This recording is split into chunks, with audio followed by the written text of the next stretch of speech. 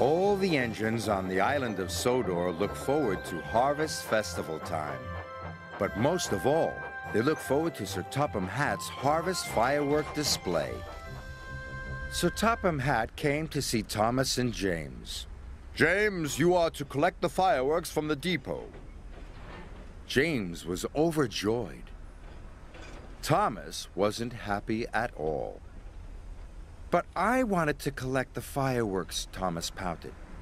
Sir Topham Hatt chose me because I'm as red as a rocket and twice as grand.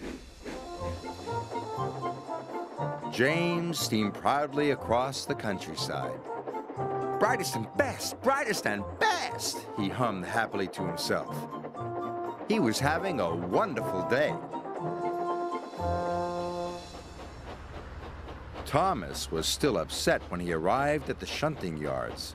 Bother James, he grouched, and he biffed the troublesome trucks crossly around the yard.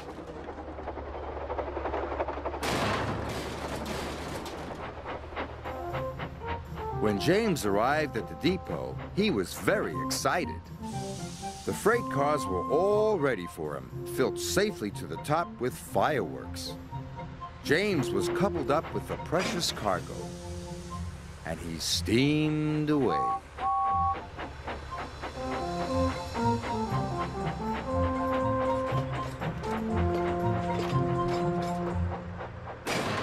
Thomas shunted the last truck crossly into place.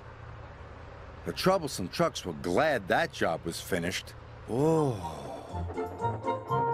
James happily steamed along. He was thinking about the fireworks. He was imagining all the sparkles, flashes, and shooting stars when suddenly there was a loud noise. And James ground to a halt. "I will have to go and call for help," said his driver. Thomas puffed back into Knapford Station as Gordon was letting off his passengers. Children and grown-ups from all over the island had come to see the fireworks. Seeing the children cheered Thomas up, but Sir Topham Hatt looked concerned. "James has broken down," he said. "You must collect him, Thomas, and bring him back, or the fireworks display will be canceled." "Oh, no," cried Thomas. "Then all the children will be sad." And he set off to collect James.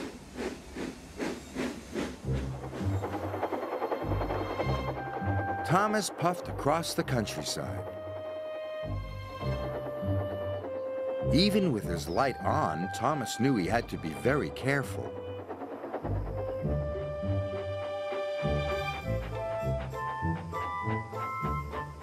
Thomas found James broken down on the track.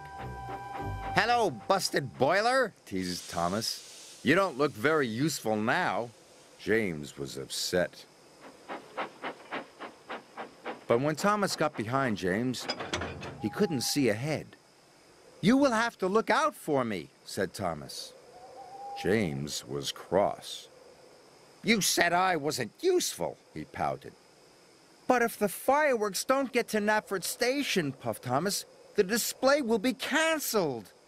James didn't want the children to be sad, so he agreed to look out for Thomas, and they set off together.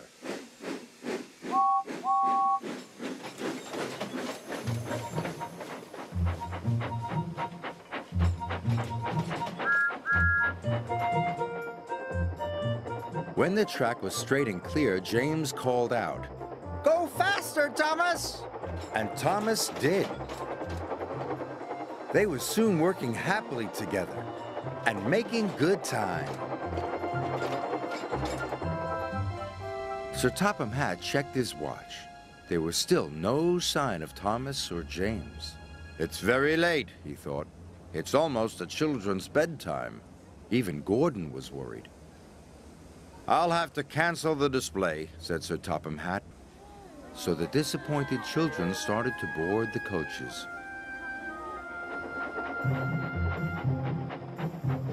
At last, they could see the signal lights. The signal had turned red. Thomas and James stopped.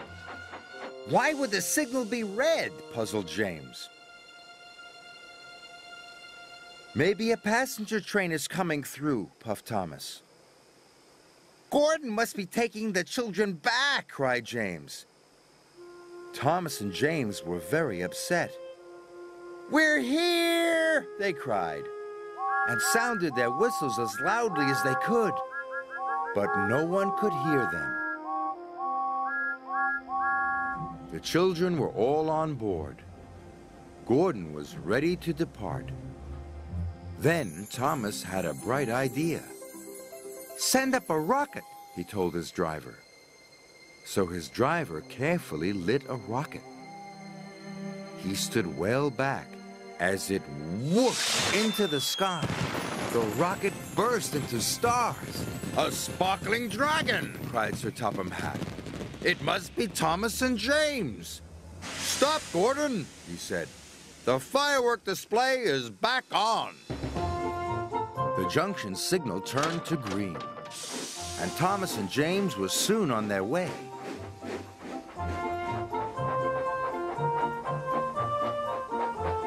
James and Thomas were soon at the station. The children cheered. Good work, Thomas, cried James happily. And good work, James, agreed Thomas. Good work, both of you, boomed Sir Topham Hatt. That night, Thomas and James watched the fireworks together. I think we are both useful engines, said James proudly. But we are most useful when we work together, puffed Thomas.